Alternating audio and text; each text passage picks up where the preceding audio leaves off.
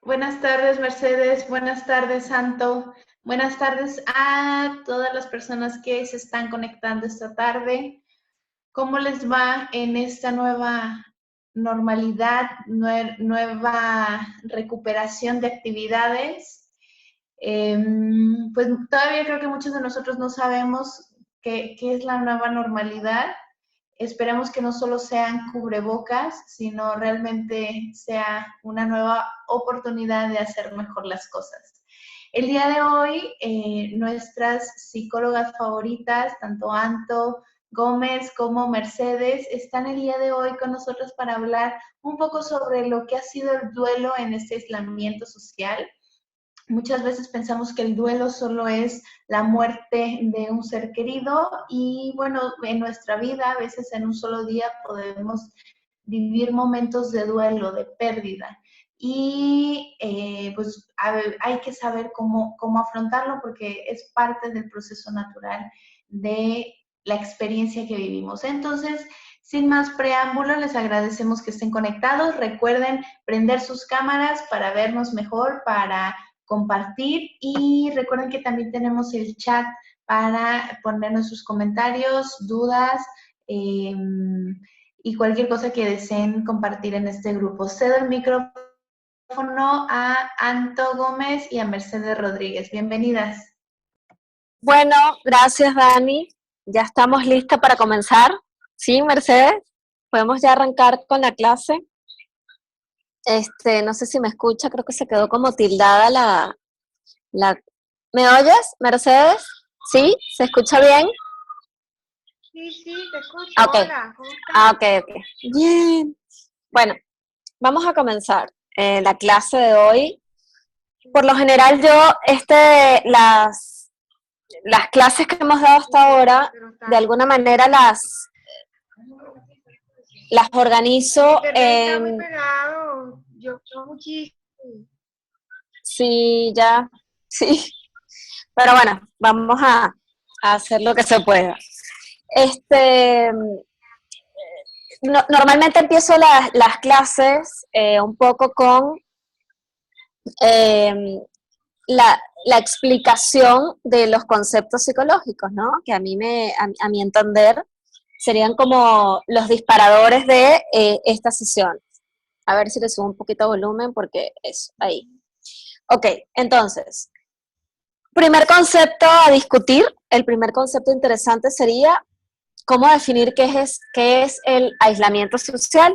Y yo me voy a basar en el concepto, digamos, universal, que sería algo así como se presenta cuando una persona se aleja totalmente de su entorno de manera involuntaria. ¿Ok?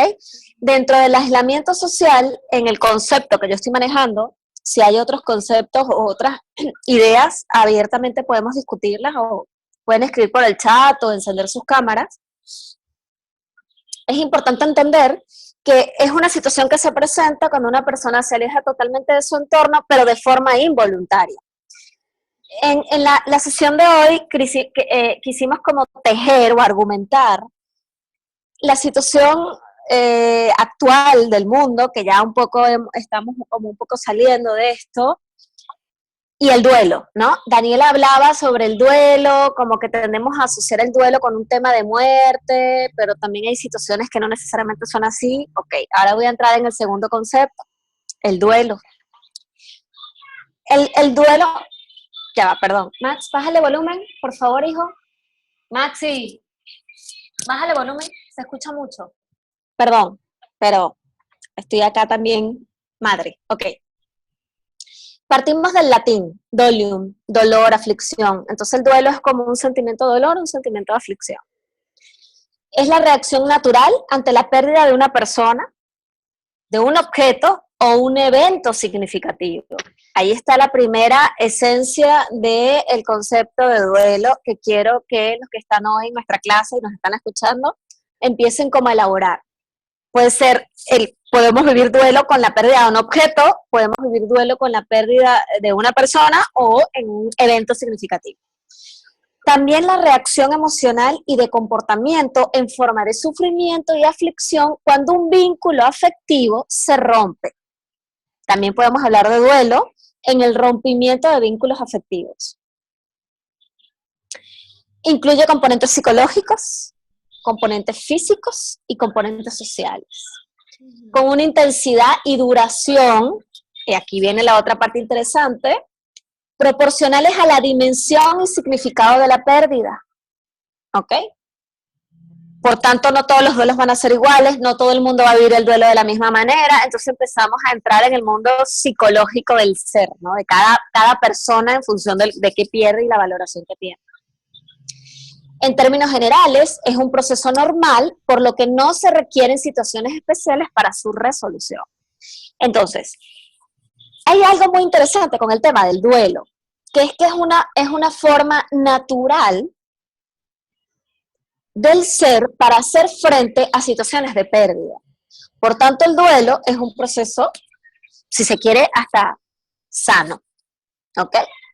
Hay duelos que no son sanos. Y vamos a ver, sobre todo el DSM, ahora el DSM-5, que es el manual de psiquiatría, está el 4, seguramente si se meten a buscar información van a ver mucha información con referente a estos manuales de psiquiátricos y de psicología clínica, y en el DSM-5, un duelo que tiene más de 6 meses, ¿ok? O vamos a decir, está dentro del año, ya no es un duelo, vamos a decir, natural o esperable de la conducta humana o de la forma psicológica de hacer frente a la situación, sino que ya empieza a tener algo patológico. O sea, hay gente que puede desarrollar en el proceso del duelo, se pueden disparar situaciones emocionales que ya están presentes en el cero. Pues esto es bien psicológico. Yo estoy citando ahora a Gómez y Sancho, que son como un artículo sobre duelo en psicología clínica, sobre todo en contextos hospitalarios. Esto lo digo porque sucede mucho en los contextos hospitalarios. Se ha estudiado mucho el duelo porque es un lugar como más común de ver. ¿Por qué? Porque por la muerte asociada, por la enfermedad, por primera vez, yo diría, en la historia, estamos nosotros viviendo un duelo por una situación de aislamiento social y que además es totalmente involuntaria, ¿no? Porque hay que entender que muchas personas están perdiendo o perdieron negocios, relaciones, etcétera, y esto no fue algo, digamos, programado, porque ahora vamos a ver, según la visión de la psicología clínica y de cómo lo veo yo, uno puede comenzar a hacer un duelo antes de que el vínculo se rompa. O sea, hay personas que empiezan a despedirse previamente de una situación, cuando tenemos un familiar enfermo, por ejemplo, y vemos cómo va, ¿no?, esa, vamos a decir, decayendo esa energía. Entonces es muy probable que nosotros empecemos a transitar las etapas del duelo antes de que se rompa ese vínculo o que desaparezca esa persona. Pero eso lo vamos a ver, lo vamos a ir conversando con Mercedes. Se tiende a pensar en el duelo solo en el contexto de la muerte de un ser querido, pero también suele producirse como reacción ante la pérdida de una persona amada o de alguna abstracción que ha ocupado su lugar. Abstracción, algún pensamiento, alguna situación que ha ocupado su lugar, como por ejemplo la patria, la libertad, un ideal, entre otros. Es decir, el duelo puede aparecer cuando alguna abstracción, de alguna forma, yo lo siento como perdido. Bueno, Mercedes seguro puede hablarnos muchísimo sobre el tema del duelo y la relación con la estructura social venezolana, por ejemplo, ¿no? Donde de alguna manera es una sociedad que se ha desintegrado. Y las personas que en el inconsciente colectivo están transitando un proceso de duelo. Cada uno está de repente en una etapa diferente, pero como colectivo está transitando una situación de duelo. En el caso de nosotros, los que estamos, Daniel hablaba de la nueva normalidad, probablemente estemos transitando un duelo con respecto a los ideales, con respecto al ideal, que es una abstracción. ¿Y por qué? Porque seguramente teníamos muchos planes, seguramente teníamos muchas... que hoy no es que no se van a dar, sino que se van a dar de otra manera. Entonces, el adaptarme a ese cambio necesariamente implica un proceso de duelo, y ahora vamos a ver que es natural pero es importante analizar cuáles son las características. Yo voy a hablar, hay muchas teorías. Yo me voy a basar en una que lo divide en 3 partes. Normalmente esas 3 etapas también se pueden convertir en 5 etapas. Seguramente Mercedes nos va a guiar un poco desde la conciencia psicológica. Yo lo voy a ver un poco más clínico, más neuropsicológico. ¿Bien? Entonces, analicemos qué tipo de duelo estoy atravesando. Si es un duelo ideológico, por ejemplo, una persona que vive en un país que está en guerra, está transitando un duelo con respecto a su libertad, ¿no? Personas que sobrevivieron o que pierden por, digamos, situaciones de la vida misma. Las personas que están privadas de su libertad son personas, es decir, en contextos carcelarios, que también le atraviesan, sobre todo al principio del proceso, un duelo terrible, porque es como la pérdida de lo que conoces, ¿no? De lo conocido. Ojo que el duelo es muy interesante porque te ayuda a salir de la zona de confort y te puedes reinventar. Y ahí van a entrar los conceptos de resiliencia, los conceptos de autoestima, pero lo que hemos visto a lo largo de las clases y que es importante analizar ahora. Bien. Ahora, ¿qué es lo esencial del duelo? El apego y la pérdida. ¿Ok? No quiero que parezca un cliché cuando yo hablo del apego, porque es que se ha escrito muchísimo sobre el apego y todos decimos, sí, sabemos que el apego es malo y sabemos cuál. No es tan sencillo como parece, es mucho más complejo de índole psicológico que implica el apego, porque el apego tiene también su connotación, vamos a decir, positiva y necesaria. En ciertos momentos, es como yo voy a utilizar la analogía de una conversación que tenía hoy con un papá, que yo le explicaba que el adolescente, el niño que pasa a ser adolescente, pasa por un duelo, porque su cuerpo cambia, porque ya los padres ya no lo ven como el niño, entonces ya no, tal vez no le dan, no están tan encima, no hay tanta responsabilidad del cuidado del padre sobre el adolescente es un poco más dejado solo, le cambia la voz, le empiezan a salir granitos, está buscando el tema de pertenecer al grupo. Entonces todo ese cambio del niño al adolescente, todos los cambios ideológicos propios de la etapa producen una situación de duelo. Entonces no quiero que veamos el duelo como algo que solamente sucede en una situación de quiebre o de pandemia. No, de hecho, en muchas de las percepciones espirituales, sobre todo las que yo ahora sigo, realmente el duelo es visto como algo increíble, es visto como un proceso de renacimiento. Es como una muerte y un renacer. Entonces es bien interesante, porque tú puedes transitar etapas de tu vida. Por ejemplo, leí un autor antes de esta clase que explicaba esa sensación de duelo muy leve que producen las mudanzas, cuando te vas de un apartamento a otro, o los cambios de trabajo, que tal vez uno dice, pero eso es un duelo. Sí, es un duelo. De repente no tiene la connotación, por eso dije que tiene dimensiones. El duelo tiene dimensiones, no es lo mismo. De repente una situación en la que yo me mudo, a la que tengo que obligatoriamente dejar un espacio que no quiero dejar, ¿no? O no es lo mismo vivir la muerte de un ser amado a perder el trabajo. O sea, un ejemplo que doy. O tal vez sí, va a depender de la connotación psicológica que cada persona y cada experiencia de aprendizaje le atribuya. Ok, la intensidad del duelo no depende de la naturaleza del objeto perdido. Ojo, no depende de la naturaleza del objeto perdido, sino del valor que se le atribuye. Entonces eso también es importante, porque muchas veces podemos ver a alguien y decimos, oye, pero este tipo no tiene sentimiento. O sea, no sé, mira, se le perdió tal cosa y como si no hubiese pasado nada. Bueno, de repente su relación de apego con esa situación ya trascendió. O sea, lo que quiero decir es que, ojo, no juzguemos. Acá no se trata de juzgar la respuesta emocional que tiene una persona con respecto a la pérdida de algo, porque de repente podemos ver personas que terminan una relación amorosa y bueno, lo transitan y lloran y de repente se levantan, y otros que están 6 meses en la cama con una depresión de libro. Entonces tú dices, bueno, pero esta persona, ¿qué onda? ¿Qué codependiente? No, no es que sea codependiente, sino que en la naturaleza del proceso de aprendizaje no está relacionado con el objeto en sí, sino con el valor que yo le atribuía a eso, es decir, con mi proceso de aprendizaje con respecto a esa situación, a ese ideal. Por ejemplo, eso lo vemos mucho en los líderes políticos.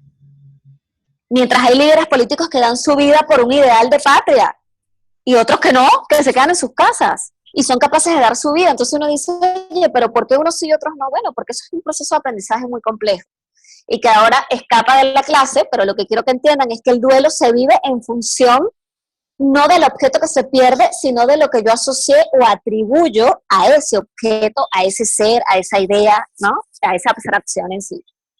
Algunos estudios refieren que el 16% de las personas que pierden un familiar, ¿no? O viven una situación de quiebre, sufre una depresión durante el año siguiente.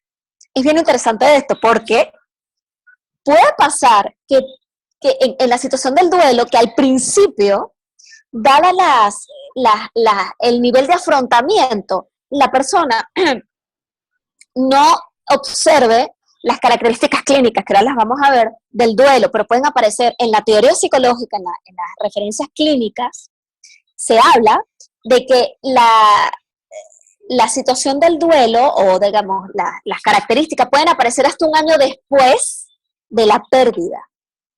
¿Ok?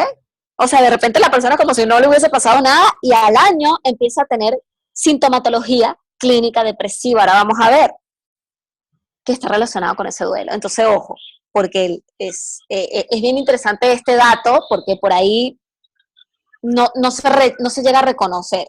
¿Bien? Es como, oye, pero empezamos a ver a alguien que al año de alguna situación, vamos a llamarla de cambio, de pérdida, empieza a mostrar una sintomatología particular y no vemos nada asociado a eso. Bueno, la teoría psicológica dice que incluso un año después pueden aparecer síntomas clínicos. ¿Ok? También observamos, y hay estudios muy interesantes que se dice que la cifra de, vamos a decir, de personas que muestran como características de duelo es como más común en una población de poblaciones mayores de 60 años. Eso tiene una explicación hasta neuropsicológica. Se cree, teóricamente, es una teoría, eso lo podemos desmontar, ¿no? Pero se cree que a mayor edad se hace más complejo la sinapsis cerebral. Obviamente esto depende de la persona, ¿no? A lo que voy es que hay personas que están altamente estimuladas y seguramente sus sinapsis están activas, pero a lo que voy con esto, lo que dice la teoría, o lo que correlaciona la teoría es que ve que hay cada vez más gente mayores de 60 años que tienen una tendencia a expresar como más las características del duelo que los jóvenes. Entonces, lo que dice la teoría es que esto se puede ver es como que está lentificado el proceso de aprendizaje. Porque realmente lo que tiene que ver con el duelo y con sobreponerme es un proceso de aprendizaje, es un proceso de reinvención, es de adaptación. Eso es lo que hace salir del duelo, la adaptación. ¿Y qué es lo que se va a adaptar?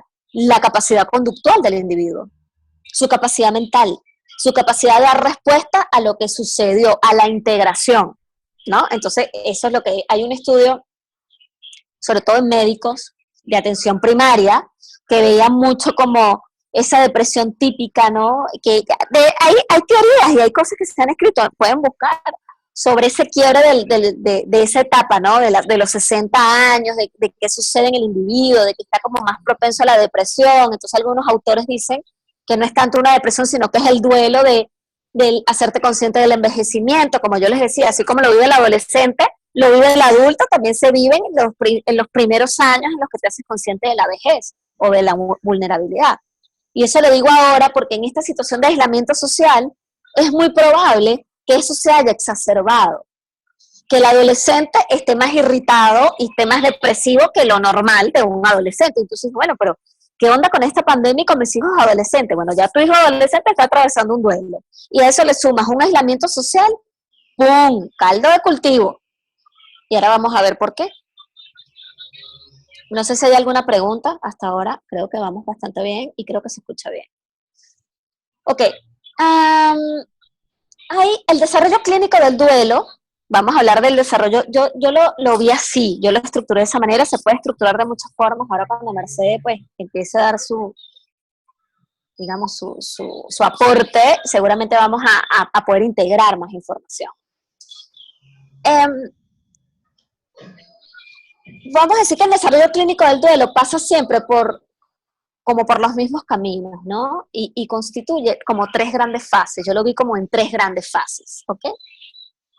Pero casi todos los seres humanos vamos a transitar esas 3 grandes fases. Yo transité, por ejemplo, el duelo de la adolescencia, después transité el duelo del divorcio, después transité el duelo de las mudanzas de país, o sea, ¿entiendes? Y todas las veces siempre se han repetido estas 3 etapas, vamos a decir. En realidad se dice, hay teorías de 5 etapas, yo voy a hablar de 3 grandes rasgos. En el inicio, o en la primera etapa, se caracteriza por un estado de choque, tunk, más o menos intenso, ¿ok? Hay como un punk, un choque, ¿no? A nivel cognitivo, a nivel mental. Hay una alteración en el afecto.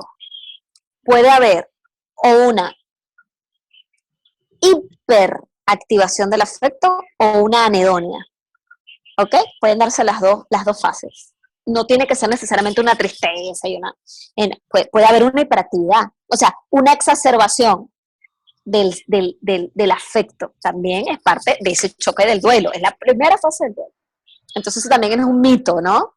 Como que el duelo siempre tiene que comenzar con una persona decaída, no. En la literatura se habla de aflicción, porque genera mucha aflicción, pero no necesariamente la primera etapa del duelo está relacionada con un cuerpo decaído, no, puede haber una exacerbación, ¿ok?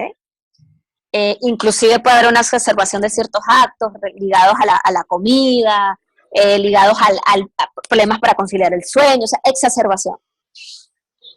Hay una alteración en el afecto con una sensibilidad como anestesiada. La persona está como anestesiada, ¿no? Eso lo podemos ver como que no entiendo lo que está pasando. O sea, estoy como un choque y no lo veo, pero estoy como viéndolo desde afuera, ¿no?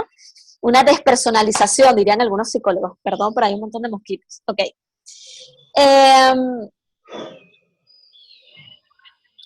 El intelecto está paralizado. Esto es muy interesante a nivel neuropsicológico y cognitivo, porque una persona que está atravesando un proceso de duelo en la parte inicial le cuesta racionalizar. Está muy emotivo. O sea, y miren lo que dice la teoría. El intelecto está paralizado. ¿Y qué sería lo intelectual acá? La capacidad de hacer planes, de tomar decisiones, de planificar, organizar, ¿no? Una persona que tiene un intelecto paralizado. Se afecta el aspecto fisiológico con irregularidades en el ritmo cardíaco, náuseas y temblor. Vamos a ver una alteración del sistema tanto simpático como parasimpático. En las clases de regulación emocional yo les dije que todo lo que tiene que ver con el sistema límbico, el sistema de las emociones, va a tener un impacto directo en el sistema inmunológico y en todas las funciones del organismo, propiamente dicho. Pero muchos médicos, ahí nos están haciendo una pregunta, ahorita vamos a ir contestando.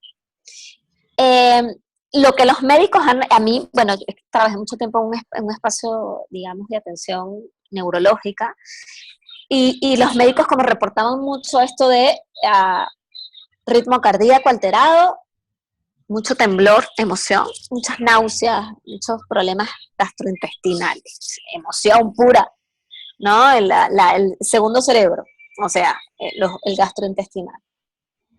Luego, esa es la etapa inicial, hay como mucho revuelo. Luego viene una etapa central, es el núcleo mismo del duelo. Se distinguen por un estado depresivo. Ahí sí va a venir la aflicción esa del llanto, de la lentificación del movimiento. Los clínicos dicen que es la etapa de mayor duración, esa es la que más dura. Es como mucho más a nivel cognitivo ¡pum! Cuando yo hago este movimiento es como para que ustedes vean a nivel cognitivo, es cuando viene como la descarga, vamos a decir, cerebralmente hablando, hormonal, que es donde la persona se hace consciente de este dolor, ¿bien?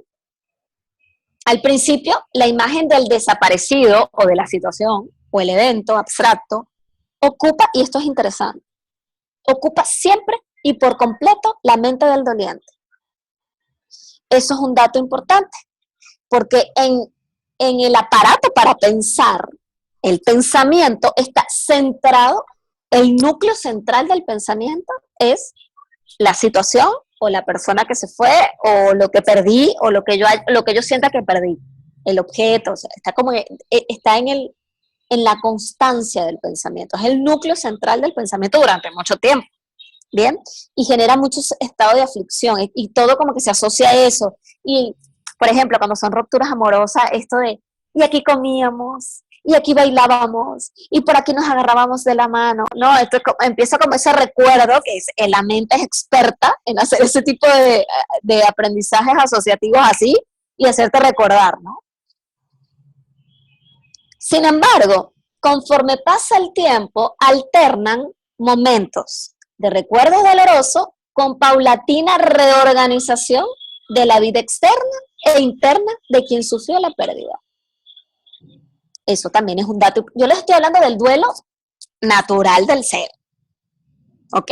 El duelo natural del ser, en ese duelo que todos hemos vivido, está esa fase vamos a decir, de estado depresivo. ¿Por qué se llama depresivo? No porque tengas una depresión, sino porque a nivel sistémico, el sistema nervioso central está depresivo. O sea, no hay oxitocina, no hay dopamina, no hay otros químicos. Hay más cortisol, hay más otros químicos. Está lento el sistema cardiovascular, seguramente hay pocos deseos, anedonia, pocos deseos de hacer, quieres leer y no te puedes concentrar, ahí vamos viendo. Pero después, lo que dice la teoría clínica es sí, al principio. Pero conforme pasa el tiempo, ¿cuánto tiempo? Ok, la teoría, el DSM-4, el DSM-5 dice 4 meses, 3, 4 meses, ya tiene la persona que empezar a dar muestras, señales de que se está reactivando su vida. Si no, llamado de atención, ¿ok? Entonces, ¿qué empieza a suceder? Se empiezan a alternar momentos de recuerdo doloroso con paulatina reorganización de la vida externa e interna de quien sufrió la pérdida. La persona empieza a dar señales sobre todo de vida externa, porque una de las cosas características del duelo, y en la clase que estamos hoy le pusimos duelo y aislamiento social. Nosotros estuvimos en un aislamiento obligatorio, pero ya la mayoría de los países están flexibilizando esto. Sin embargo, a pesar de que estuvimos aislados socialmente, teníamos un montón de herramientas, o tenemos, no todos, pero gran parte de los seres humanos, como pueden ser estas llamadas, Zoom, Internet, llama un amigo, y analicen, cuando ustedes buscaban información, cuando se buscaba información sobre aislamiento social, lo que los psicólogos durante la pandemia, en los momentos más críticos de la pandemia, recomendaban era, busca con quién hablar, conéctate con tus amigos, llama a tu mamá, llama a tus nietos, habla con ellos, léeles el cuento. Me acuerdo que Mercedes decía, hazle una videollamada y lee el cuento a tu nieto. O sea, contacto, ¿sí? Porque realmente el aislamiento social es un proceso mental. No es tanto real, porque sí, tal vez no podíamos interactuar físicamente, pero miren que yo estoy utilizando otro término, estoy hablando de aislamiento social. ¿Bien? Y es interesante cómo algunos respondieron a eso y entonces participaron en estas clases y otros que no lograron hacer esa conexión, probablemente producto de este duelo que los paralizó completamente, porque ya yo les decía, en la etapa inicial hay como un detenimiento del aparato, de la capacidad para pensar, ¿no? De idear. Pero a estas alturas han pasado, vamos a decir, desde esto comenzó, no sé, febrero, marzo, 4 meses. Ya hoy yo tengo que empezar a ver cambios positivos en la conducta del ser humano en el mundo entero. completamente. Según la clínica, en este momento, todos deberíamos de estar saliendo de nuestro duelo, de ese duelo que comenzó hace 3, 4 meses atrás. Ya deberían de estar esos primeros indicadores, por así decir, es lo que dice la teoría. Tal vez algunos no, algunos sí, pues es lo que dice la teoría. Ya deberían de empezar a saber esos primeros. Es interesante analizar. Y la teoría es una teoría. No significa que la teoría sea la realidad, ni la verdad, pero es lo que dice la teoría, ¿no? Entonces, bueno, hay que analizarlo. Y cada uno de ustedes va a observarse a sí mismo y va a observar el comportamiento. Yo, por ejemplo, voy a hablar del lugar donde yo vivo y del inconsciente colectivo del lugar donde yo vivo, y por lo general ya yo veo a la gente más despierta, abriendo empezando a salir. O sea, que según lo que dice la teoría y lo que yo estoy observando en mi realidad, ojo, porque es mi realidad, no significa que tenga que ser la realidad de ninguno de los que está acá ahora en esta clase, yo estoy empezando a ver el despertar, en muchos sentidos, ¿ok? Del duelo, porque todos venimos de un duelo, y eso quiero que se sepa. Absolutamente todos los que estamos en esta clase venimos ahorita transitando un duelo. ¿Por qué? Porque hubo un cambio, una pérdida. Llámese patria, llámese pareja, llámese ideal, llámese ilusión, como sea. ¿Ok? Porque hubo planes que no se pudieron concretar. Bien. Ahí después van a entrar las características personales de cada una de los que estamos acá presentes en esta clase. La etapa final del duelo, según la teoría psicológica, ya pasaron los 6, 7 meses, ¿ok?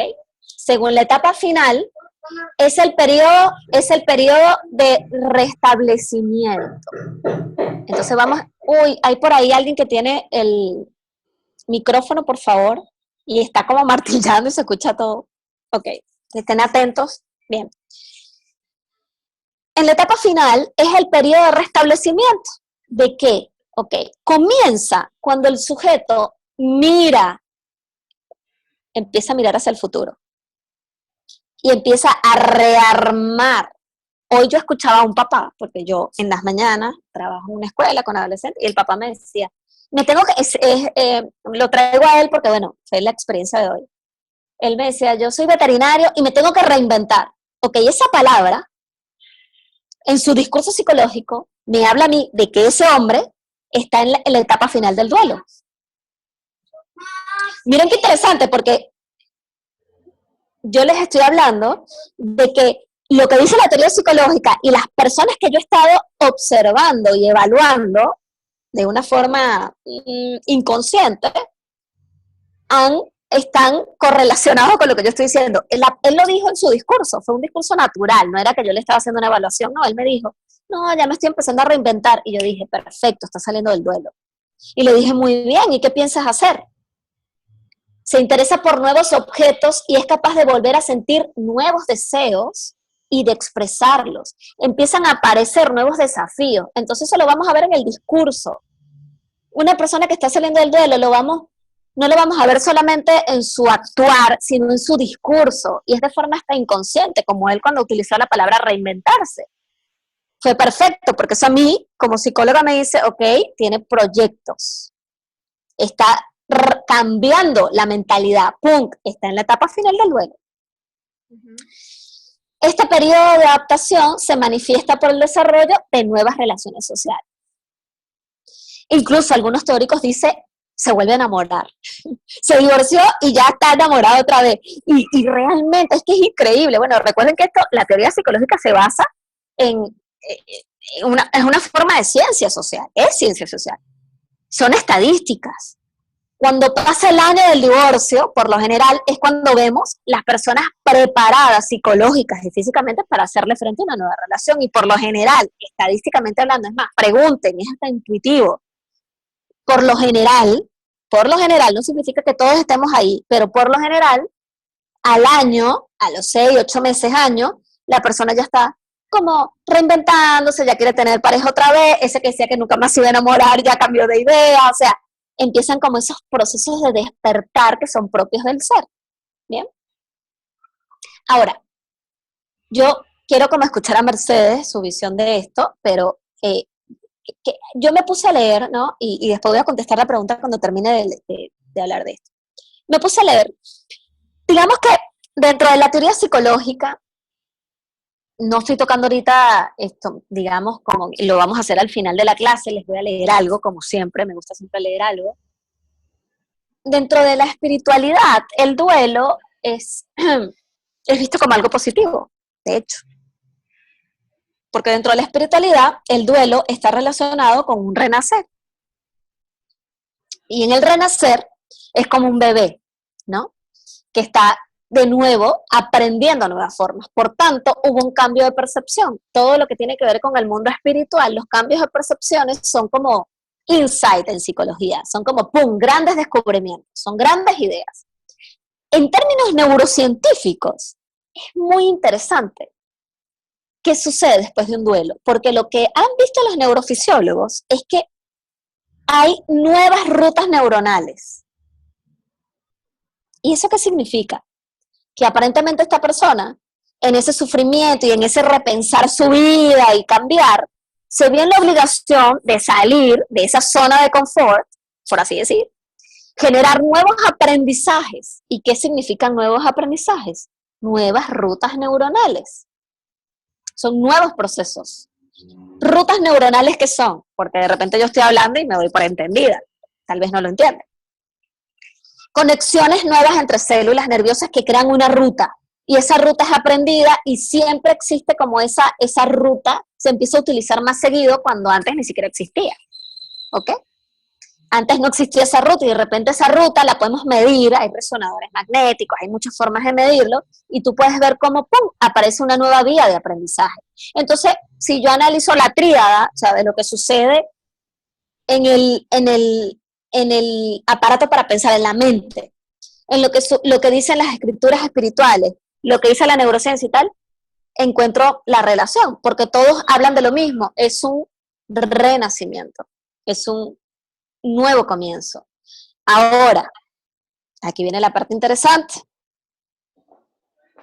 Mucha gente puede quedarse en el duelo y no sale. O sea, hay gente que se puede quedar en la etapa central del túnel. Se quedó atorado en el túnel, tunk, en el medio. Y no se puede mover ni para adelante ni para atrás, porque en términos psicológicos también eso es interesante, tú no puedes volver atrás. O sea, no es que estás en la etapa del no sé, de ese sufrimiento extremo y vas a volver al shock. No, recuerden que yo les dije que esto es un proceso y tiene una etapa inicial, una etapa central y una etapa final.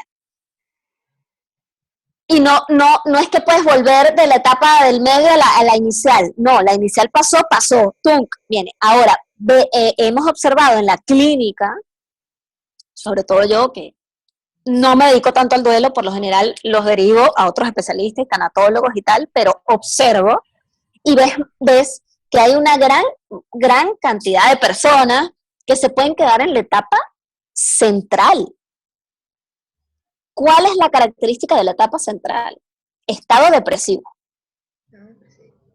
Estado depresivo, ¿ok?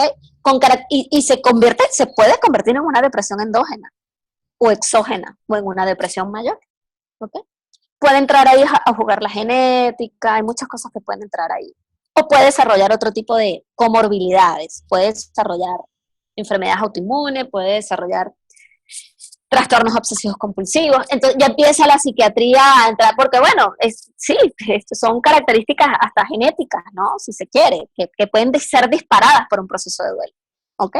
Por eso podemos ver una persona que de repente era un ser súper feliz, en apariencia, estable emocionalmente, y de repente se divorcia y se suicida.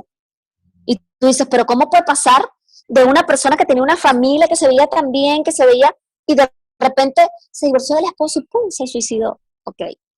La teoría psicológica supone que esa persona tenía algunas características clínicas que tal vez no habían sido disparadas. Entonces el disparador fue el duelo, es decir, la separación, pues la pérdida del objeto del apego. O una crisis financiera. Hemos escuchado, hay una historia famosísima del médico, uno de los médicos más importantes de Argentina, el doctor Favaloro, que hoy en día hay muchísimas clínicas en Argentina que se llaman con el nombre de él. Era un gran cardiólogo que tuvo una crisis financiera y se suicidó. Se suicidó. Dejó una carta con una crisis financiera. Y hoy en día la gente lo ama, pero miren, seguramente el doctor Favaloro traía algo que no logró gestionar, atravesó un duelo, pérdida de un objeto, en este caso económico, se perdió económicamente, o sea, una pérdida de un ideal, en este caso su clínica, un ideal, y se quedó en la etapa central. Depresión, idea suicida, pum, suicidio. Eso lo podemos ver. Ahora voy a contestar una pregunta que me hicieron sobre eso. Es más, voy a ir porque yo voy a cerrar con qué cosas debemos fomentar, pero déjame leer, a ver, aquí hicieron esta pregunta. ¿Cómo puedes ayudar a una persona que perdió a su mamá, pero se niega a aceptarlo? Incluso conserva sus cosas en el mismo lugar que cuando estaba en vida. Ok. Esa pregunta, eso va a depender del tiempo que ha pasado, desde la muerte de su madre hasta el día de hoy. ¿Ok? Si ya hace 5 años que la muerte de su mamá se dio, por supuesto que es una situación que yo sugiero que sea manejada con un especialista. ¿Ok? Eso es lo que yo sugiero. Pero si la muerte fue hace 2 meses, está en plena, es más, yo te diría que todavía está en la etapa inicial, ni siquiera ha entrado a la etapa central. O sea, todavía le queda, esto puede tardar un poco más. Entonces, el tiempo, la latencia, el tiempo, en todos los procesos psicológicos, el tiempo es clave. No porque yo esté triste una semana, soy depresiva. No. La latencia, el tiempo, y además, analicemos seamos coherentes, ¿no? La pérdida de una madre, ¿no? O sea, también digo, es ir analizando el contexto, el todo, lo que hace el todo. Si bien yo dije al inicio de la charla que no es tanto, digamos, el valor del objeto o del ser, o de la idea, o digamos, de la situación abstracta que se perdió, sino lo que se le atribuye, yo creo que es bastante natural que cualquier persona que tiene la pérdida de la madre, pues sean duelos muy fuertes, igual que la pérdida de un hijo. De hecho, hay tanatólogos que se dedican única y exclusivamente a estudiar lo que sucede con las pérdidas de los hijos, ¿no? Son como situaciones psicológicas que mueven de una manera particular al ser humano en relación a otro tipo de duelos. Bien. Para cerrar, ¿cómo podemos fomentar la salud psicológica de una persona que está atravesando un duelo? A esta pregunta que me hicieron, yo voy a responder de la siguiente manera. No es que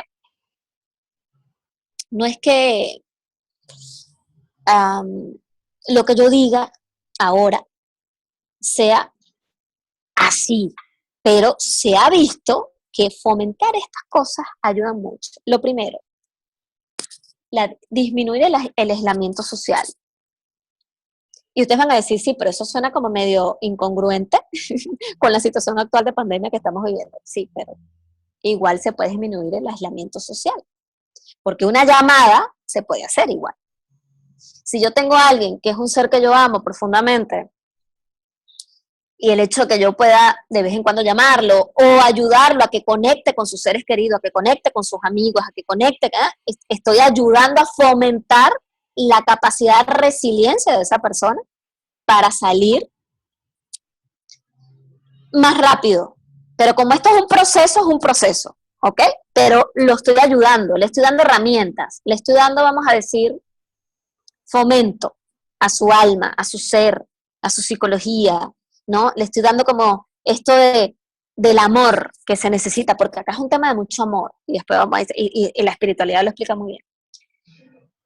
Otro punto importante, y lo vimos, aumento de la autoestima. Importantísimo. La autoestima y los duelos tienen una relación sumamente interesante, y hay muchos estudios que se han hecho al respecto. En las clases anteriores hablamos de autoestima y hablamos de cómo es una autoestima sana, cómo se comporta una persona con autoestima sana, cómo podemos fomentarla, así que es un tema que ya conocen los que están hoy en la clase. Otra cosa importantísima es la disminución del estrés. hay muchas cosas que estresan, ¿eh? No solamente el estrés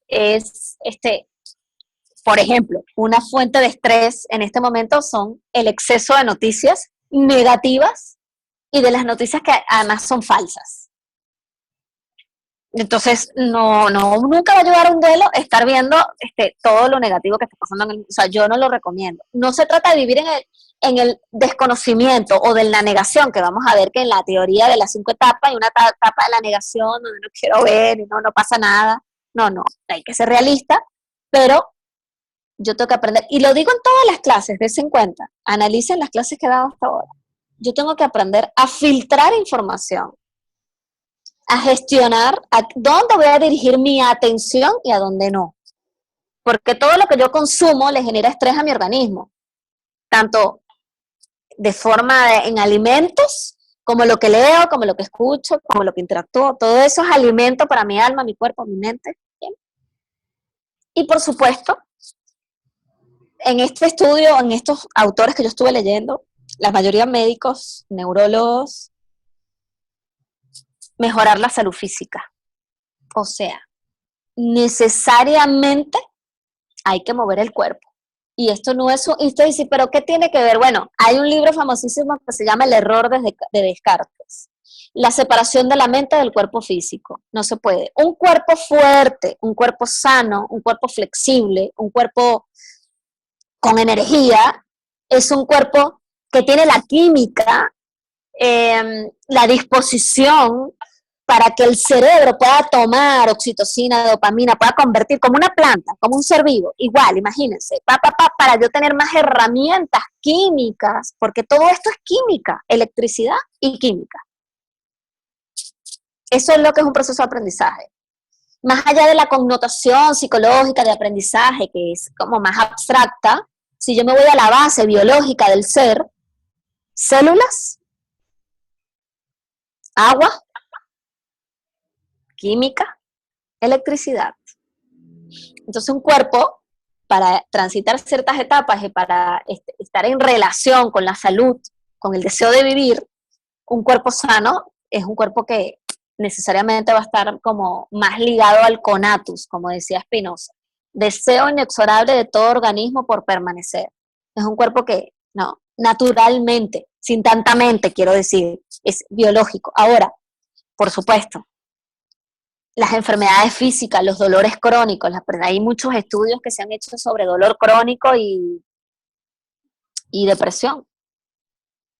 Y pues vamos a ver que personas que de repente tienen un cuerpo físico adolorido, que están cansados, y les va a costar más salir de un proceso que si bien es un proceso psicológico, recuerden que todo proceso psicológico parte básicamente de un cuerpo físico.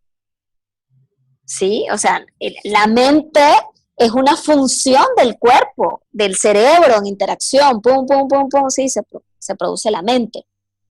Como consecuencia de electricidad, pero si una persona que tiene un cuerpo perfecto y tiene muerte cerebral, no puede pensar.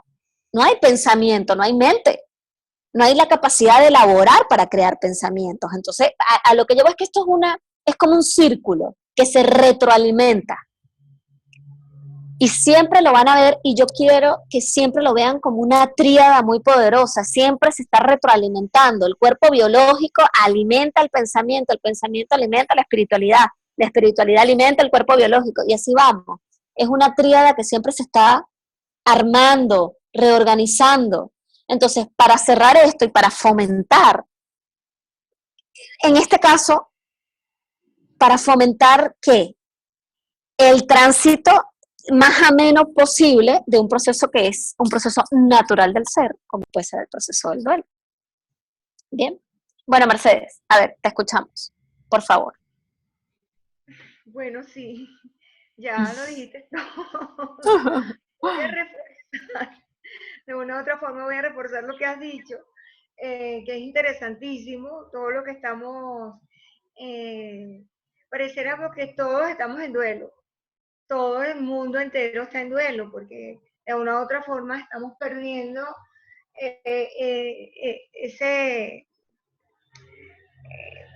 entorno, estamos perdiendo esa capacidad de tomar decisiones, esa capacidad, si se quiere es así, de tomar la decisión de salir, entonces nos cuesta, hay un dolor inmenso en cada persona, y eso, cuando hay dolor y cuando tú sientes que te lo quitan, entonces bueno, ahí comienzas a sentirte incómoda, sentirte como, bueno, tienes un duelo doloroso, ¿no? Y si hablamos de las etapas, Freud dice que hay el concepto, bueno, no fue el primero que dio el concepto, pero es el padre de la psicología, porque la teoría psicológica está basada como el padre de la psicología Freud, pero sin embargo las etapas del duelo fueron de una psiquiatra famosísima, ¿no? Que habló de las primeras 5 etapas del duelo, pero ahora en la teoría psicológica hay 7 etapas del duelo. Entonces, bueno, él dice lo que hay es un apego, un sufrimiento que tiene la persona por ese apego interno, por ese ser perdido. O sea, perdió ese ser. Ahora, si extrapolamos al ser, a tu libertad, bueno, tienes un apego a tu libertad, tienes un apego a tomar decisiones, a salir y a salir a la hora que quieres, y ir al mercado que quieras. Entonces estás sufriendo porque estás perdiendo ese apego que se venía fomentando con el tiempo. Entonces, bueno, Freud lo habla a esa zona, a ese ser, a ese ser querido que pierde, ¿no? Porque él va más al sufrimiento, si se quiere, esos primeros sufrimientos de la muerte, como es Freud, ¿no? La muerte. Pero estamos perdiendo, si se quiere, esto es muerte, porque esto es tiempo que estamos perdiendo. Tiempo. Y son tiempos perdidos que de una u otra forma te hacen falta para hacer mil cosas. Entonces, ese apego que tenías tú hacia estas cosas que hacías, te da mucho dolor. Y bueno, yo decía en las otras clases anteriores que una de las que está sufriendo muchísimo soy yo, porque yo tenía o tengo una formación psicológica muy afectiva, donde mi psicoterapia se basaba en face to face, y yo nunca, bueno, las redes sociales las usaba para mandar correo, para mensajes, pero para trabajar desde el punto de vista terapéutico, jamás, primera vez. Entonces, yo estoy sufriendo muchísimo por eso, ¿no? Pero bueno, tengo la empatía y la valentía para decir, bueno, esto va a pasar. Entonces, bueno, dentro de esas etapas que hablaba esta señora psiquiatra suiza, que luego se fue a Estados Unidos, ella habló de las primeras 5 etapas del duelo. Y cada quien se ubica, porque también esta teoría lo contempla, la teoría psicológica, que cada persona lo va a vivir de acuerdo a su crianza, de acuerdo a sus creencias, de acuerdo a sus necesidades, a sus intereses, las etapas del duelo. Entonces, ella habló de la negación. Entonces, ella dice que cuando hay un impacto tan fuerte, lo primero que hace el ser humano es decir, eso no es verdad, eso no está pasando. Eso no es verdad, eso es mentira. No me voy a poner ningún tapaboca. No me voy a vacunar cuando llegue vacuna. Lo primero es la negación, el enojo, la ira. O sea, no quiero hacer nada de eso. Están locos esa gente, están locos esos chinos que vinieron, los estadounidenses. Nos buscamos como culpables. O sea, es decir, negamos la situación. Y si es una muerte, también es el mismo proceso. Negamos la situación, nos ponemos molestos, no quiero saber qué, si me llaman por teléfono, no, cierro la llamada. Entonces, hay una negación. Luego ella dice que después de esa negación, que es parte de ese proceso, llega la otra fase, habla de las primeras 5 fases, que es netamente molesta, la ira, la rabia por lo que sucedió. Cuando se da cuenta que sí es verdad que sucedió, si hablamos de la muerte, que fue al funeral, que fue a enterrar a su padre, o a su madre, o a su hermano, es verdad que sucedió, entonces ahí es cuando comienza la autoflagelación. O sea, la autoflagelación, la ira, la rabia, la molestia, ¿ok? Hablamos de una segunda etapa del duelo. Luego comienza a negociar con eso, a decir, no, es verdad que murió mi padre, es verdad, lo enterré. La internalización de lo ocurrido, Es cierto, entonces comienza la negociación. Pero es verdad lo del virus. Oye, yo no creo que sea mentira que se murieron un poco de gente en España, ni que se murieron un gentío en Italia. No es verdad que se quedó, hay gente que no se ha reunido todavía, que las universidades no pueden comenzar sus clases. Es verdad, entonces comienzo a negociar con eso. Pero, tú lo decías, no me va a paralizar.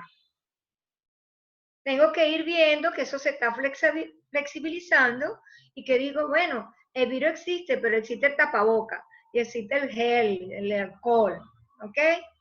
Mi padre murió, pero ya me estoy como internalizando que ocurrió el hecho. Entonces viene la otra etapa, que no es una etapa que no pudiéramos decir que es una patología, porque dice, simplemente es una etapa del duelo, que es la depresión, que es el llanto profundo, es el llanto de verdad, la tristeza profunda, la sensación de vacío que me dejó esa persona. Si estamos hablando de la muerte de un padre, bueno, yo puedo hablar de la muerte de mi madre que murió, yo estaba tan joven, esa sensación de vacío que sentí, ya no verla, el olor que era, yo a veces sentía que mi mamá estaba en casa porque yo sentía el olor de mi madre.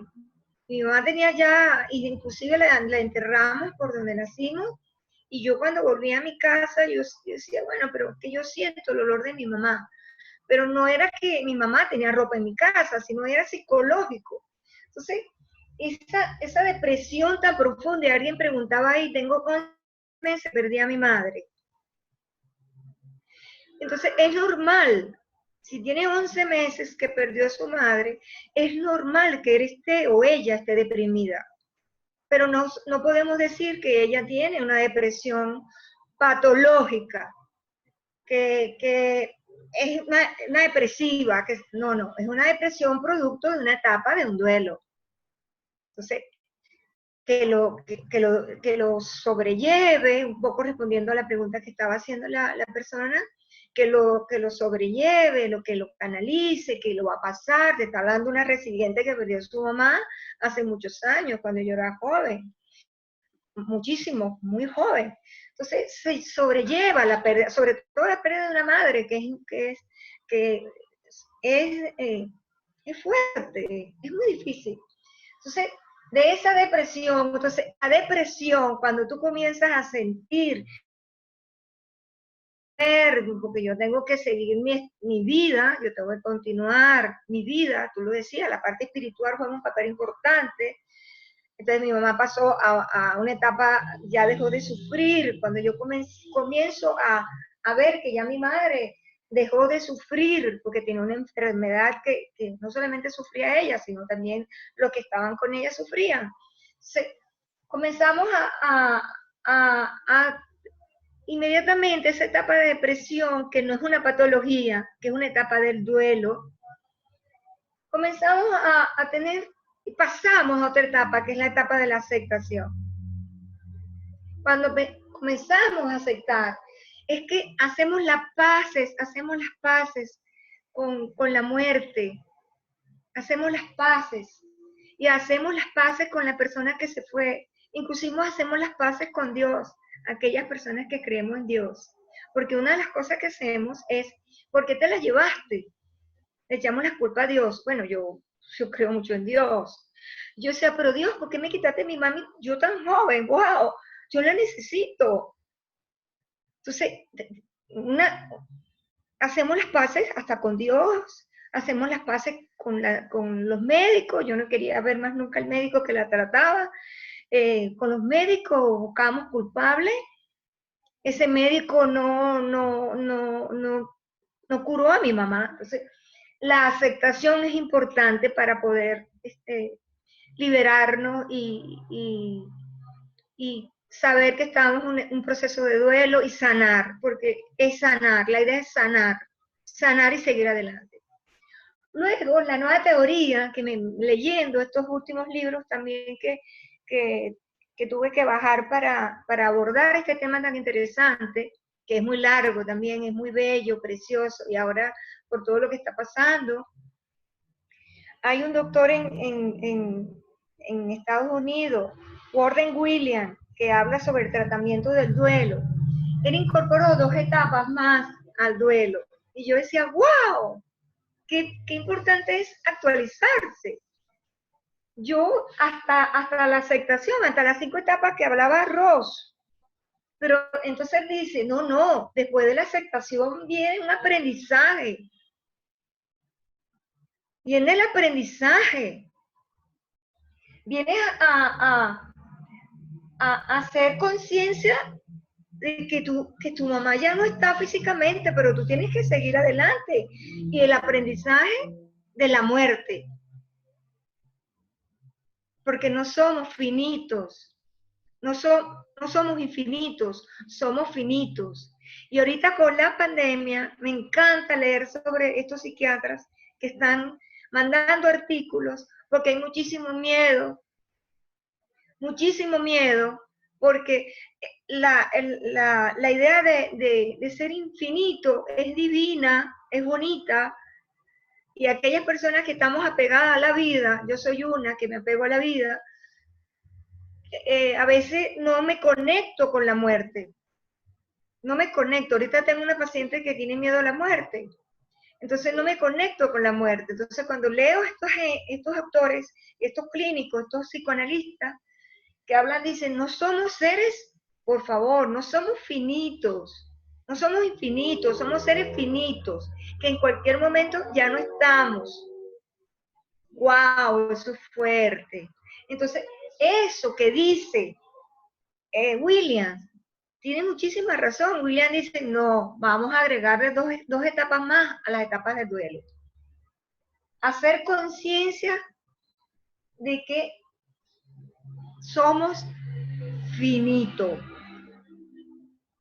que podemos morir en cualquier momento. Y es un aprendizaje, pero eso me hace a mí cuidarme, porque yo no quiero morir de la enfermedad que murió mi madre. Yo no quiero morir de la enfermedad que murió tuve otro duelo hace un año. Y creo que todavía cuando lo recuerdo, me duele mucho recordarlo porque tengo fotos de él. En septiembre del año pasado muere él de un paro renal, porque estaba sufriendo de tensión alta, y muere él de un paro renal.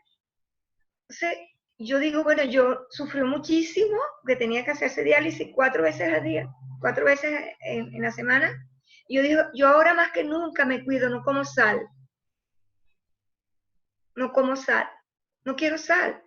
No quiero que se me suba la tensión para que luego mis riñones sufran. Porque tuve una persona bien cercana a mí, no solamente cercana a mí, porque era hijo de mi tía, sino que cercana a mí, cercana, amor de mi vida, le decía yo. Y él murió el año pasado por sus riñones que se paralizaron. Entonces, me dejó un aprendizaje. Entonces, el duelo es un aprendizaje también en la vida. Te deja un aprendizaje, pero también te deja un compromiso con la vida. Esa es la última etapa. Interesantísimo. Interesante. ¿Por qué? Dice William, bueno, ahora tienes un compromiso contigo, con las personas, con tu familia, con tus hijos, con tus nietos y con tu entorno. Ahora tú tienes como herramienta para decir, tengo un compromiso, tengo un aprendizaje, porque pasé por esto. Cuando uno pasa por el duelo, tiene más herramientas, no solamente la literatura, porque de verdad que la literatura es hermosísima, la literatura psicológica, Y toda esta literatura de salud mental me fascina, me interesa muchísimo. La salud mental, por supuesto, está conectada con la salud física, como tú lo decías, María Antonieta, y con la espiritualidad. Está muy conectada. Y si queremos un cuerpo sano, tenemos que tener una mente sana. Una mente sana. Si queremos mente sana, tenemos que tener un cuerpo sano. Bueno, pero también hay, dentro de lo que tú estabas hablando, hay tipos de pérdidas y hay tipos de duelo. Cada persona lo va a vivir de manera diferente, ¿es verdad? Entonces, hay tipos de pérdida y hay tipos de duelo. Ajá. Por ejemplo, perder a tus seres queridos,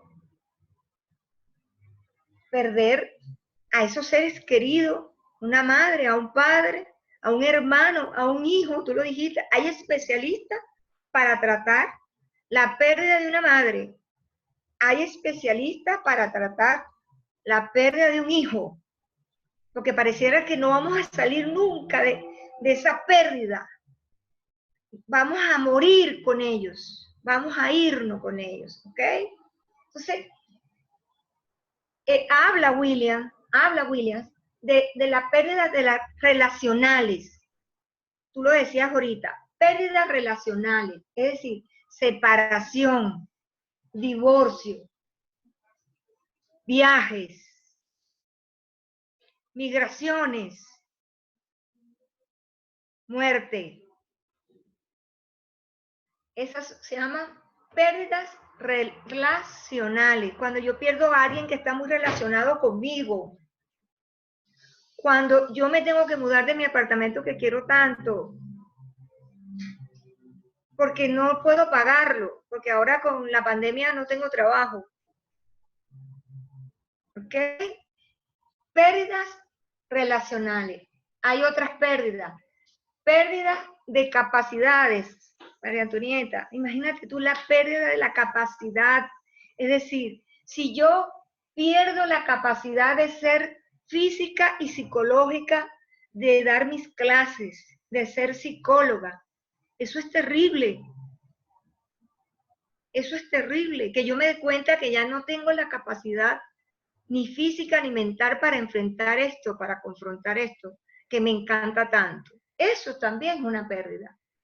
Pérdida material, y eso lo hablábamos, mamá, pero me dice mamá, pero yo le digo a Linda, hija, no te pongas ese reloj, que te lo pueden quitar, pero mamá, ese es un reloj. Digo, mi amor, cuando tenemos, bueno, es un objeto material, pero hay pérdidas materiales que te duelen. Si tú tienes que vender tu casa, ¿lo contempla la psicología? No lo estoy diciendo yo, lo está diciendo un hombre especialista en tratamiento al duelo. Pérdidas materiales. Ay, a mí no me importa que con tal salvar mi vida. No se trata de eso. Se trata de cuidar tu vida, pero también de cuidar lo que te ayuda a cuidar tus cosas, no tus cosas, yo no diría tus cosas, diría lo que te cuida, tu casa, tu ropa, tu cosa, no sé qué nombre le diría. Él le dice cosas materiales, él le dice pérdidas materiales. Ajá, dentro de esas pérdidas materiales, él habla de proyectos y habla de objetivos y metas. Cuando yo tenía ganas de irme, de viajar, hasta el dinero lo tenía, bueno, ya no puedo viajar porque la pandemia no me deja, no hay aviones, no hay vuelo. Entonces pierdo mi meta, que era una meta para mí viajar, la pierdo mi proyecto y pierdo los objetivos que tenía. No es que no lo pueda, porque no me puedo quedar en esas pérdidas materiales. No. La idea es que yo me vuelva a replantear. Y esto va con lo que nos está pasando ahorita en el mundo entero. La idea es replantearme. La idea es cómo me reinvento. Y eso tiene que ver con la resiliencia. y eso tiene que ver con la capacidad de reinventarme, es decir, con mi autoestima. La relación que tiene todo esto con la autoestima. Es que estos temas son interesantísimos. El que está llevando estos temas le estarán, bueno, haciendo un posgrado en crecimiento personal. Luego, él dice que hay otra pérdida, que es la pérdida evolutiva. No es igual tener 20 a tener 50. No es igual tener 20 a tener 60, o 40 a tener 60. Y eso es pérdida. Eso también es pérdida. Y eso también puede causar duelo. Eso también puede causar duelo. ¿Pero por qué te va a dar duelo? ¿Pero por qué? No, es que cuando yo tenía 20, bueno, hay que entenderlo. Cuando yo tenía 20 era así. Ahora, ahí es donde yo tengo que decir, bueno, acepto. Ahí donde yo me voy a la etapa del duelo. Y digo, no, yo tengo que aceptar mi vejez. Yo tengo que aceptar con dignidad que ya no tengo 30, que tengo 60. Con dignidad, acepto. Pero no me puedo parar. Puedo aprender de eso. Me comprometo ante eso. ¿Quién ha dicho que una mujer de 50 años no puede tener metas ni objetivos? ¿Por qué no? No, mientras tengas vida, mientras tengas capacidad, puedes seguir adelante. Puedes seguir adelante. Entonces, bueno, era hasta las pérdidas evolutivas causan duelo. Pero mientras nosotros tenemos claro o clarísimas las etapas que estamos viviendo, nosotros, por supuesto, seguiremos hasta el final. Seremos resilientes, pero seguiremos hasta el final. Entonces, pero también habla en su libro de tipos de duelo. Él dice que hay duelos anticipados. Que hay duelos anticipados. Bueno, sí es verdad. Porque cuando una persona tiene un cáncer terminal y esa persona está muy vinculada conmigo, vamos a hablar del cáncer que no quisiera tratarlo, pero hay muchas personas quizás están escuchando y están pasando por ese proceso. Pero muchas personas que están a su alrededor se pueden estar preparando, ¿verdad? Se pueden estar preparando cuando tengan que vivir esta separación. Entonces hay lo que llamamos duelo anticipado. También hay otro tipo de duelo que es duelo sin resolver. Es aquellos duelos que dejo pasar, que no, a mí no me interesa, ¿por qué voy a estar llorando? Yo no lloro, yo no sé llorar. Y tienes que llorar porque es necesario llorar. ¿Por qué no puedes llorar? No, pero si lo que tuvo conmigo fue un año. Bueno, ya, está bien, chévere. Llora por tu amor que estuvo un año contigo, pero llora. No, pero me deprimí. Ah, pero saliste de la depresión. Ah, ok, perfecto, no pasa nada. Entonces, el duelo hay que resolverlo. No puede quedarse sin resolver. Hay duelos que son crónicos. Ah, bueno, ahí sí te vas al especialista, vas al psicólogo, vas al psiquiatra, te tratamos, hay un tiempo para el duelo, ¿verdad? Dicen que el duelo sin resolver puede estar de 18 a 24 meses. Pero cuando ya pasa de allí, tienes que ir a buscar ayuda. Pero cuando es crónico, tienes que ir a buscar ayuda. Cuando es crónico, es decir, y si te quedas en ese modo crónico, puedes también tú perder la vida. Si no sales y te quedas allí metido en el síndrome de la cabaña, en la casa, ahora los especialistas sacaron un nuevo síndrome en la pandemia, síndrome de la cabaña. Si te quedas ahí, o síndrome de la cabeza quemada, si te quedas allí, bueno, se te va a quemar la cabeza y te vas a quedar allí, y te vas a quedar allí, y te vas a desesperanzar, o sea, no vas a tener esperanza de vida. Entonces, bueno, también habla él de un duelo inhibido. Está, pero lo inhibo, porque yo soy fuerte. Sobre todo, el hombre trata de inhibir el duelo. El hombre.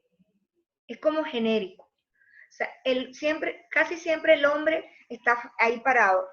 Tú ves que la mujer llora más, la mujer siente más el dolor, está más como, se deprime más. Sin embargo, el hombre enmascara el duelo. Puede estar muy mal, pero él lo enmascara. Entonces, ese duelo inhibido se ve más en el hombre que en la mujer. Pero hay un duelo que está ahí como si no pasara nada, como si no pasara nada. No pasa nada. Hay otro duelo que él lo dice, que dice el duelo desactualizado. Es decir, pasa mucho con los niños. Los niños de 8 años, de 9 años, de 10 años. Yo tengo aquí jóvenes de 13 años, 14 años en mi consulta que me dicen, estoy muy mal. ¿Tú sabes por qué? Porque yo hace un año perdí a mi abuela, tenía 13 años. Y mi mamá y mi papá no me dejaron llorar a mi abuela. Porque los niños no lloran. Los niños lloran si se caen. O si pierden un juguete. Entonces, mira el trauma, mira los traumas que tienen estos jóvenes de 12 y 13 años, entonces, no autorizan, tú no puedes llorar. Tienes que comer, así te haya muerto tu abuela. No tengo hambre, mamá, tienes que comer. Entonces, no admiten que el joven también puede estar pasando por un duelo. Entonces, desautorizan o autorizan o imponen. No, llévatelo de aquí, que no puede estar acá, llévatelo. Es lo que tienen son 12 años, ¿por qué tienen que estar pasando por esto? Y eso le pasa mucho a los niños, a los jóvenes, le está pasando mucho a los jóvenes. Bueno, ahorita con la pandemia los jóvenes están como están culpados porque fueron los que le llevaron el virus a sus abuelos. Ellos se sienten responsables por la muerte de sus abuelos. Ellos no son responsables de la muerte de sus abuelos, y lo quiero decir por esta vía, no son responsables de la muerte de sus abuelos. Ellos son jóvenes, ellos salen, se reúnen con sus pares. No son responsables los jóvenes. Ok, hay otro duelo que se llama el duelo que es distorsionado. El distorsionado. Un duelo, es que yo me quedé fascinada leyendo estos tipos de duelos. Distorsionado. Esto indica que no veo el dolor, no lo veo. Entonces, algunos especialistas, algunos psiquiatras dicen, esto es patológico. Ya aquí hay una patología. Cuando tú no puedes sentir, cuando tú no puedes negociar, o cuando tú no puedes llorar, cuando tú no puedes aprender del duelo, cuando tú no eres ni siquiera responsable, no responsable como responsable de la muerte de mi hermano, no. Cuando tú dices, no me interesa, no me importa. Entonces, ahí hay una patología ya. Dicen los especialistas que hay una patología, que esa persona necesita ayuda urgentemente. Quizás esa persona es el más afectado de todos, cuando niega totalmente la situación. Y no la niega por un tiempo, sino pasan años y años y años y años y años, y él distorsionó el duelo. Distorsionó el duelo. Pues es probable, lo más probable, que esa persona necesite muchísimo apoyo, muchísimo apoyo. Bueno, o también hay otros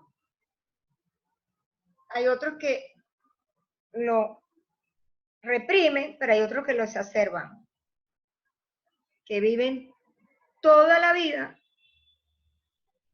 exacerbando ese duelo. El duelo distorsionado. Yo tengo 30 años, 30 años que murió mi madre, y no es que no la quiera, no es que no la recuerde, pero yo no puedo estar en un duelo porque ya tengo 30 años que perdí mi madre. Entonces, hay personas de un lado y del otro, que se van por un lado, o sea, los polos, o se quedan allí, o se quedan allí. Entonces, hay una distorsión del duelo. Entonces, bueno, un poco eso, ¿no? Un poco para reforzar lo que tú estás diciendo, porque eso es, ¿no? Quizás las etapas psicológicas las nombré y tú hablas de fases también. Es importante aprender de las diferentes formas de ver y de ver el duelo. Lo que sí es importante saber que es un apego, y que te rompieron tu apego. Sí, sí creo, sigue siendo como lo mismo, o sea, sigue siendo como a lo que yo quería un poco dejar en claro a las personas que están escuchando la clase, es que independientemente de que yo lo vea en etapas, que pueden ser estas 7 etapas, o lo vea en 3 fases, que es como, creo que se queden con la metáfora como de un túnel, ¿no? Donde yo entro a ese túnel, de repente la entrada es un poco abrupta, porque genera como un shock, por lo general, y se sale. O lo que la teoría sostiene es que necesariamente salimos. Cuando no salimos es cuando hay que buscar ayuda. Sí, claro, Bien, y eso es algo que de repente con esta clase era un poco lo que se intentaba dejar en claro, que es un proceso natural, que no hay que crucificarlo ni ir en contra y los duelos, y de repente hay como toda una área, ¿no? De mitos alrededor de lo que es el duelo, y siempre se visualiza como algo oscuro, doloroso, depresivo, y no necesariamente. Hay formas, hay tipos, hay personalidades, o sea, lo que es interesante es saber que es una etapa que es natural y que todos vamos transitando todo el tiempo, y que hoy, año 2020, la vida nos está dando una lección, y todos los seres humanos que habitamos la Tierra estamos atravesando un proceso de duelo a la vez, cosa que es bien interesante. Es algo bien interesante que tal vez escapa a la explicación psicológica que dimos hoy. Es bien complejo. Yo creo que, bueno, en pandemias anteriores no existían tal vez los conocimientos o la capacidad de multiplicar el conocimiento como hoy. Entonces yo creo que es un ejercicio de mucha conciencia. Creo que eso es Sí, todo lo... me hiciste un poco recordar algo que está pasando con la pandemia, porque no solamente hay dos culpables que están culpando mucho con la pandemia. Están culpando primero a los jóvenes, que yo no los culpo, yo los jóvenes los cuido muchísimo, y yo sé que los jóvenes tienen derecho a reunirse con sus pares. Lo que sí le puedo explicar a los jóvenes es que se cuiden, que usen su tapabocas, se quiten sus zapatos antes de entrar a la casa, y si tienen el abuelo no lo saluden de beso, de abrazo por ahora. Pero también me hiciste recordar que ahora están están culpando a los médicos, a los médicos. Entonces ahí los médicos fueron los primeros que murieron con esta pandemia, los médicos. Entonces ahora hay demanda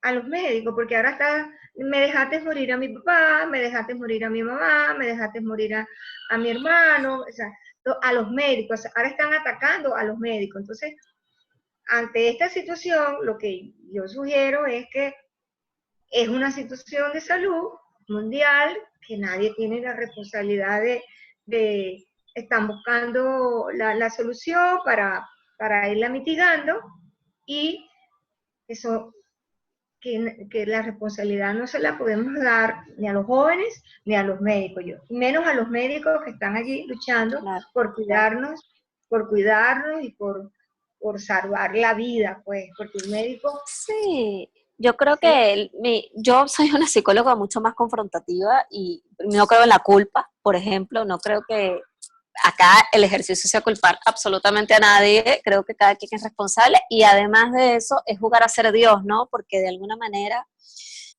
son situaciones, es que el tema a mí me llama mucho la atención y por eso le dedico tiempo a estas clases, porque incluso a pesar de que soy una mujer joven, me genera me llama la atención en la poca capacidad del individuo del siglo para entender lo que implica ser un ser biológico, ¿no? Es como que de alguna manera la comodidad de la vida del siglo, la modernidad, nos hizo pensar, nos hizo creer ilusoriamente, nos tiene muy hipnotizados, ¿no? Entonces nos tiene como todo seguro. De alguna manera la gente cree ilusoriamente que está todo seguro. Y cuando pasan estas situaciones, que son situaciones normales, naturales, de ciclos biológicos, siempre estamos buscando, ¿no?, una razón afuera. Yo para cerrar ahí, un artículo, así muy cortito, unas líneas, de Anthony de Melo, que es una persona que yo leo mucho, y la pregunta es, ¿qué hay en tu mente? ¿No? Pregunta Anthony de Melo, ¿qué hay en tu mente? Es un ejercicio para que cada uno hoy haga de cierre de esta clase de hoy. Y les voy a leer algo interesante que él dice. Los voy a leer por partes. Lo primero que dice que la vida es un banquete. Y la tragedia es que la mayoría de la gente se está muriendo de hambre. ¿No? Es interesante porque es un tema psicológico. De esto es de lo que estoy hablando. Hay una hermosa historia sobre unas personas que estaban en una barca a cierta distancia de la costa de Brasil muriéndose de sed. O sea, la percepción no me deja ver. O sea, yo veo esto y esto es lo que hay. Entonces, bueno, él explica esta historia de que el río entraba y que realmente esta gente estaba navegando en agua dulce, pero creían que estaban en agua salada. Entonces nunca se atrevieron a ver cuál era el agua donde estaban flotando.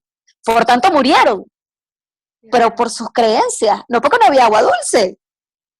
O sea, realmente estaban flotando en agua dulce y nunca se dieron cuenta. Entonces lo pone como un ejercicio de qué es lo que hay en tu mente. Entonces dice, del mismo modo, estamos rodeados de alegría en la vida, de felicidad, igual que esta gente que está en la barca y pensamos que estamos en agua salada. Entonces él dice, el mismo modo que le sucedió a esta, esto es un caso de la vida real, en serio sucedió en Brasil, es una historia de una situación que deja perplejo a los seres humanos, ¿no? Entonces él dice, del mismo modo estamos rodeados de alegría, de felicidad, de amor, aunque la mayoría de la gente no tiene ni idea de que eso es así. La razón es que le han lavado el cerebro, están hipnotizados, dormidos. Entonces él dice, despierta, ¿no? Despierta, ¿qué hay en tu mente? Yo quiero cerrar, es muy largo este cuento, esta historia, ¿no?, que él escribe, no la voy a desarrollar ahora, pero lo que voy, como para cerrar esto, es que yo creo que toda situación que el ser humano atraviese, sea esta situación, generó un proceso colectivo, un cambio colectivo, que yo creo, a mi entender, era necesario. No voy a discutir, habrá gente que me dice, no, pero ¿cómo se te ocurre pensar que una pandemia? Pero no me refiero a la pandemia como tal. Me refiero al hecho de entender de que es un ciclo, son ciclos. Lo cíclico es algo que nos está todo el tiempo, físicos cuánticos que me encanta, explican mucho de que el tiempo lineal no existe, sino que es un tiempo cíclico y que independientemente de, no quiero irme a otro tema, lo que yo sí noto es que es importante entender que tal vez ahorita estamos flotando en agua dulce y no nos damos cuenta. Y entonces de repente el duelo, si yo lo veo desde ese lugar, ¿no?, de renacimiento y de adaptación, yo me puedo quedar en la queja. Como decía Mercedes recién, es que la culpa la tiene el joven, es que la culpa la tiene. No, la culpa no la tiene nadie, simplemente son ciclos. Esto nos recuerda la vulnerabilidad, que es interesante recordar la vulnerabilidad, también nos recuerda que también vivimos en un mundo bastante generoso, también vivimos en un mundo donde hay muchísimo amor y donde hay muchísima gente haciendo cosas maravillosas y que también depende muchísimo del lente a través del cual yo quiera mirar la situación, ¿ok? Y yo no estoy negando que no existan personas que en este momento han perdido muchísimas cosas, pero estoy seguro que el universo le está dando otras a cambio. Lo que hay es que poder ver esto. Yo creo que esa es la reflexión con la que yo cierro esto. Yo también, como un ser humano, estoy atravesando mi proceso de duelo. Me siento en un momento como de salida, porque de alguna manera a mí me lo dice mi mente, me lo dice mi aparato para pensar, adaptándome, pensando en proyectos, rearmando, valorando estos espacios, ¿no? Esta capacidad de crear conocimiento, pero yo, a mi entender, es un conocimiento inclusive cuántico, porque al nosotros ejercer estos niveles de conciencia, las personas, mi hijo, que tiene 6 años, está viendo cómo le hago yo frente a una situación, de alguna manera él está aprendiendo también a hacerle frente a la situación, ¿no? Él está viendo cómo los seres, sus modelos están respondiendo de forma asertiva a resolver problemas, a resolver situaciones que escapan del poder. Eso es lo que yo voy, todo lo que está fuera de mí. O sea, cuando una persona decide terminar una relación, cuando el trabajo se pierde, y esto es lo interesante del duelo, tiene que ver con todo aquello que está fuera de mi control y que me genera una sensación de pérdida. Por eso yo hablaba del concepto de apego. Y no está mal, pero lo que hay que entender en este tránsito es que este tránsito es para justamente practicar el adaptarme a la pérdida, porque la pérdida es una, digamos, situación que se va cíclicamente a repetir a lo largo de nuestras vidas. Yo recuerdo a uno de mis mentores, el doctor Goldingstock, siempre se reía y decía, esto como que siempre vivimos en el pasado, ¿no? Pues tú miras así y ya todo lo que me estás contando ya forma parte del... Entonces él dice, el aprender a vivir que siempre estamos en el pasado es algo bien interesante, es como constantemente la pérdida. Hay unos que se adaptan a esto de forma natural y lo aceptan, y otros que pelean, pero los que pelean de alguna manera son los que se quedan stock en el túnel, ¿no? Y no quieren salir, no quieren salir. O sea, yo quiero quedarme, y toda la teoría de la añoranza, de la depresión, que tal vez más adelante podemos dar una clase de depresión, tiene esta connotación del vivo en el pasado. Mis pensamientos son de lo que fue, de lo que pudo ser, y no en el aquí, en el ahora. Por eso la teoría del mindfulness para mí es como la clave y la respuesta a todo esto. Es el despertar, como dice Anthony de Melo. Recuerden, de repente estamos navegando en agua dulce y no nos damos cuenta. Yo, aprendizaje. yo creo fielmente en eso y de alguna manera como lo creo, trato de materializarlo todo el tiempo. Bueno, yo creo que es toda la clase por hoy. No sé si hay preguntas. Van a cerrar. A ver, Dani. Sí, por aquí tenemos Gaspar, sigue por acá, sí, Gaspar y Carlos tenían ahí una pregunta y un comentario. A ver. Gaspar dice, ¿cómo puedes ayudar a una persona que perdió a su mamá, pero se niega a aceptarlo? Incluso conserva sus cosas en el mismo lugar que cuando estaba en vida.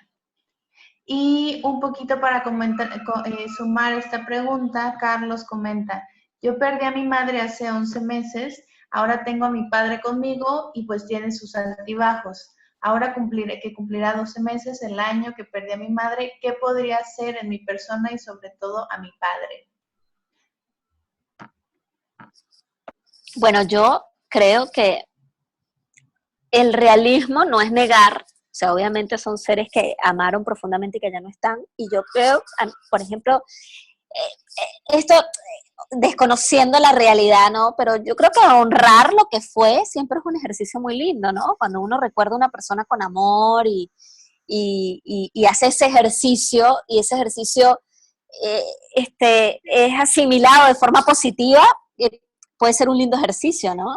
El recuerdo. Están preguntando que tienen las cosas de su mamá hace un año. La primera. En el mismo lugar. Ajá. La primera, no es la misma. Ok. Se recomienda que no es útil para avanzar en el duelo, para salir del duelo, no es útil mantener las cosas, o sea, sus objetos personales de su madre en el mismo lugar. Es útil recogerlo, guardarlo en otros espacios menos transitados,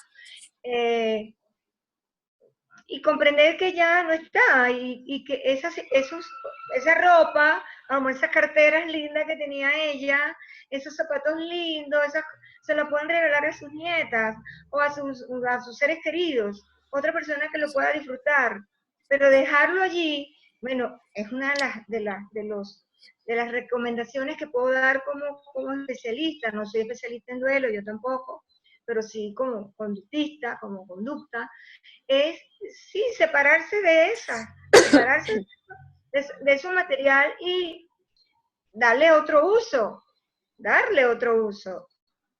para que pudieran avanzar. Y tiene a su padre allí, bueno, si su padre está consciente, si su padre está No, claro. son dos personas diferentes.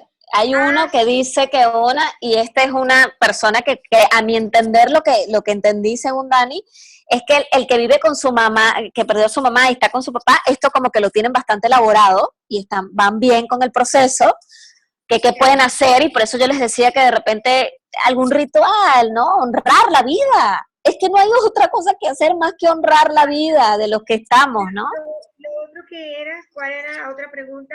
Otra persona dice que tiene un conocido, no entendí muy bien el caso, pero que hay alguien cercano a la familia que tuvo la pérdida de su mamá y como que no suelta las cosas, pues. Que sigue teniendo la ropa y sigue teniendo todo en el mismo lugar. Y La sugerencia es que sueltes, tienes que soltar porque yo también.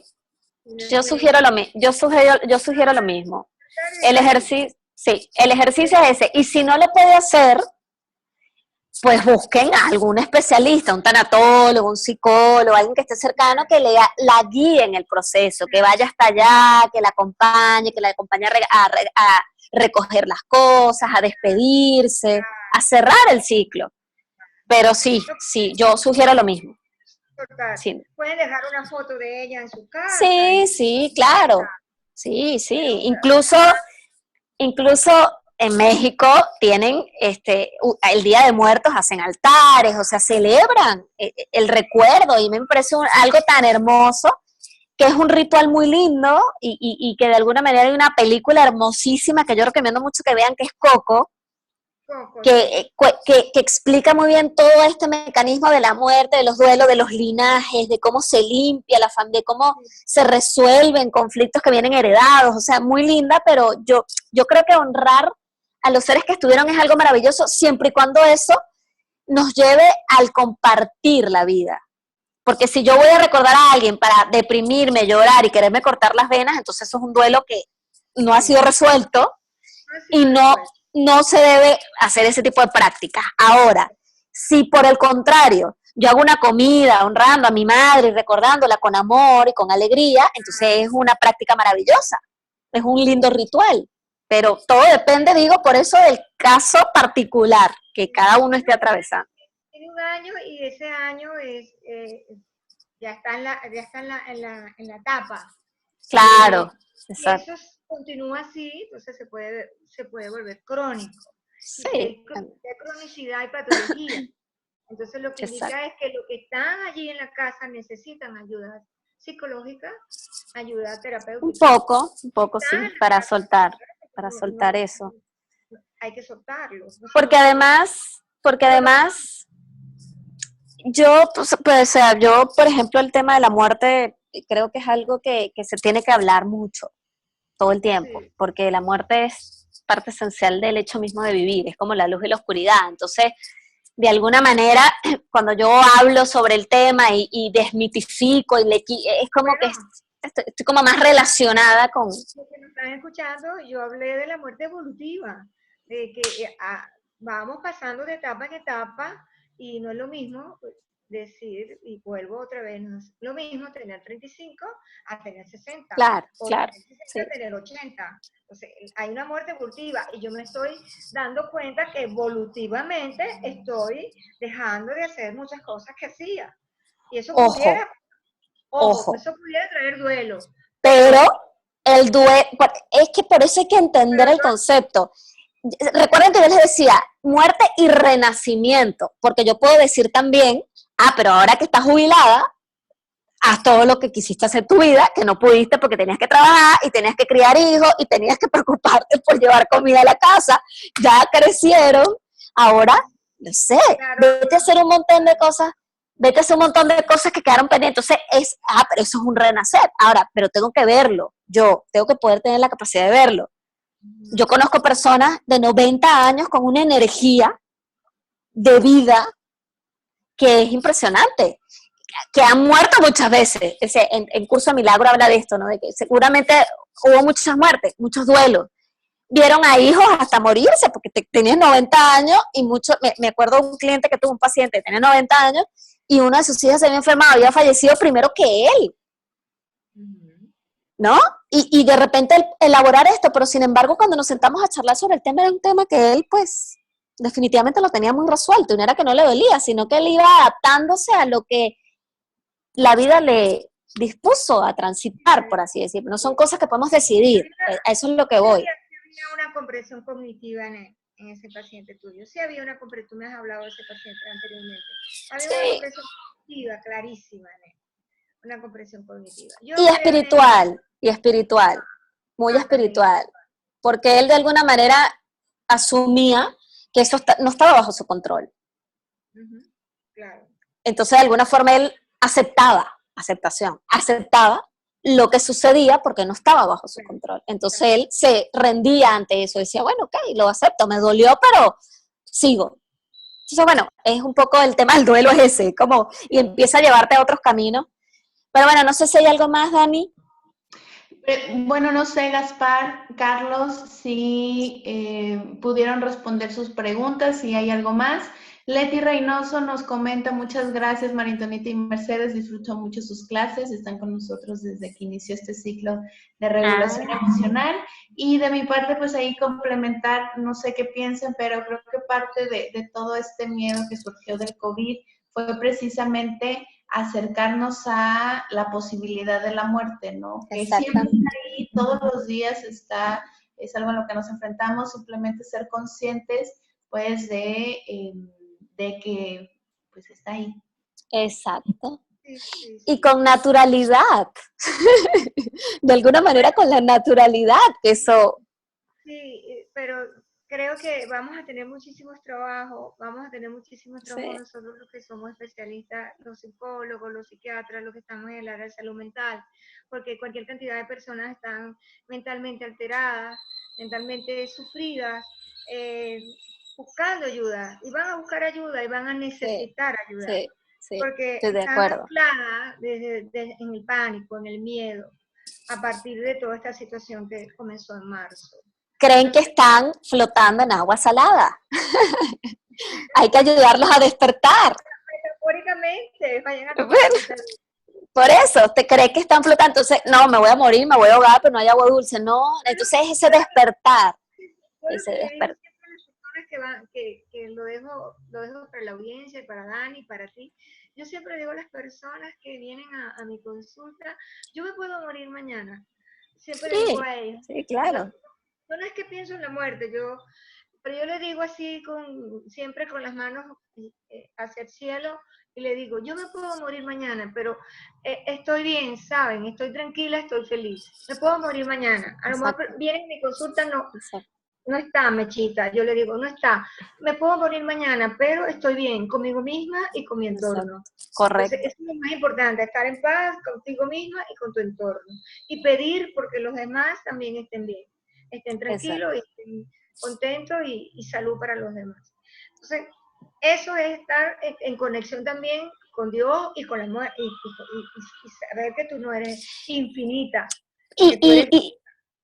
Y digamos que y esto lo digo yo para cerrar, es que acá no se discute si crees o no crees en Dios. Independientemente de que no creas en Dios, la muerte sigue siendo un estado del ser. O sea, para poder estar vivo, necesariamente es un proceso que se va a atravesar. Entonces, es resolver este conflicto de, sí, resuélvelo, porque esto es parte, ahora, no significa que vas a vivir en no sé, como estos grandes escritores, ¿no?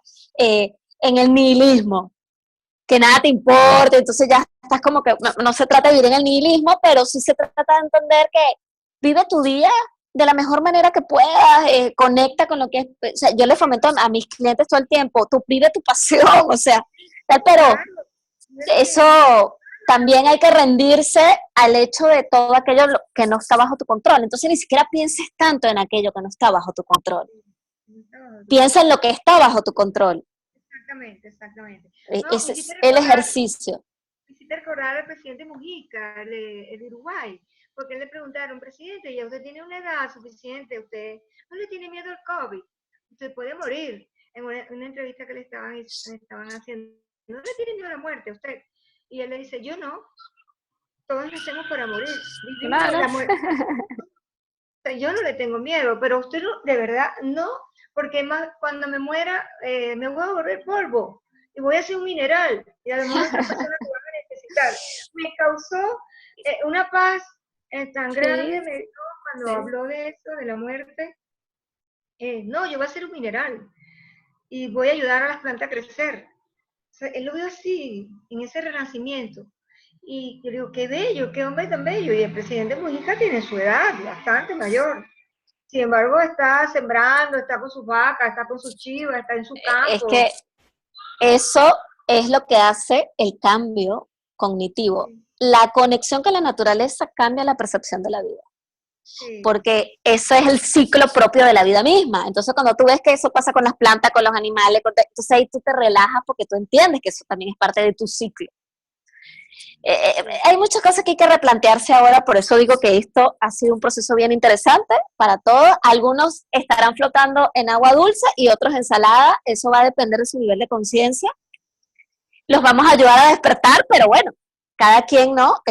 Pues es su responsabilidad también, un poco, esto. Entonces, bueno, yo creo que es todo por hoy. No sé si hay algo. Muchas Sí, gracias. ya nos extendimos mucho más de Sí. extendernos. Muchas Muchas gracias por esta clase, Okay. Carlos. Muchas gracias, la verdad me ayuda a seguir adelante porque aunque es difícil, creo que tenemos que ser resilientes en todo. Correcto. Hasta los duelos que se nos presentan de cierta manera, siendo positivos y reflexionar en un mar abierto para llegar a una laguna tranquila. Muy bonito. Ah, qué lindo. Bueno, muchas gracias. Chao, que estén bien. Bye. Saludos, Gaspar. Saludos, Artemisa. Gracias, Gaspar. Chao. Bonita tarde. Gracias. gracias.